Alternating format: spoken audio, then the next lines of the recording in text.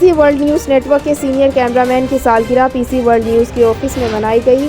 हमारे नुमाइंदे खुसूसी पाकिस्तान गुलाम दस्तगीर की तफसीलात के मुताबिक पीसी वर्ल्ड न्यूज़ नेटवर्क के सीनियर कैमरामैन की सालगिरह पीसी वर्ल्ड न्यूज़ के ऑफिस में मनाई गई, जिसमें गुलाम दस्तगीर, राना फैसल, जैगम शाह, रिजवान भट्टी, साबिर जीशान, डॉक्टर अरसलान, रिदा संधू और ऑफिस के दीगर अमले ने शिरकत की। सालगिरह के मौके पर केक काटा गया। सीनियर कैमरामैन इरफान कादरी को नेक तमन्नाएं और दुआएं दी गई। सीनियर कैमरामैन इरफान कादरी को पीसी वर्ल्ड न्यूज़ की सीईओ माला खान और पूरी टीम की तरफ से खुसूसी मुबारकबाद।